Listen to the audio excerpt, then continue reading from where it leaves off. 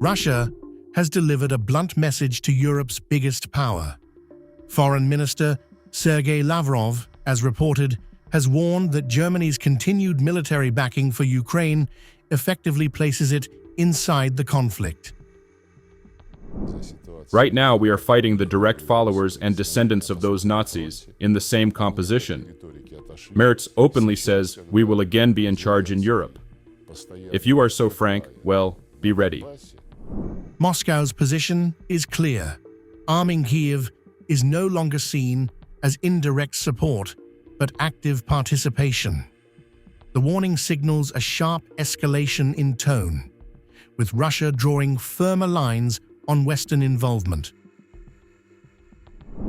Patience eventually snaps, and it is not for nothing that the president, shortly after the start of the special military operation, commenting on our relations with the West and Europe at one of the events, summed it up. The way it was before February 2022 will never be again. Lavrov claims the West initially sought Russia's strategic defeat, but shifted narratives as battlefield realities evolved. Now, according to him, long-range Ukrainian strikes are being projected as turning points. Moscow views this as coordinated messaging, rather than ground reality. The re-emergence of the "Defeat Russia" slogan, he suggests, reflects renewed Western intent to weaken Moscow at a systemic level. They openly announced first the strategic defeat that must be inflicted on Russia. Then, observing the situation on the line of combat contact, essentially on the front, they backed away from this rhetoric. Now, when Zelensky, constantly retreating in the Donbass and other areas of the front, when out of desperation, he switched to outright terrorist activities, and they see how many of his long-range weapons reach their targets, they have begun to PR this phase of what is happening as a turning point. In one of the strongest assertions, Lavrov links Western rhetoric of decolonizing Russia to attempts at breaking the country apart. He references past instability after the Soviet collapse, claiming similar ambitions persist today.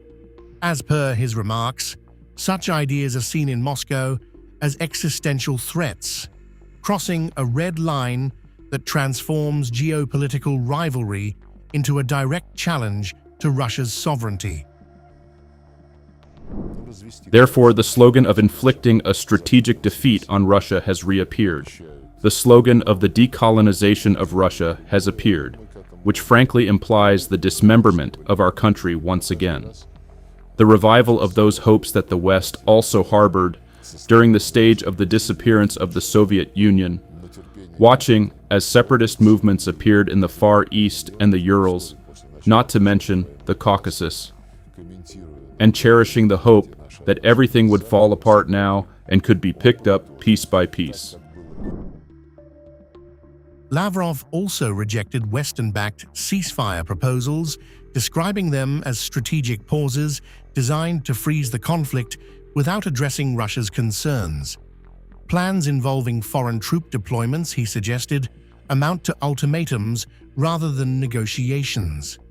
Moscow maintains that any settlement must reflect realities on the ground, signaling resistance to externally driven frameworks led by Europe or NATO powers.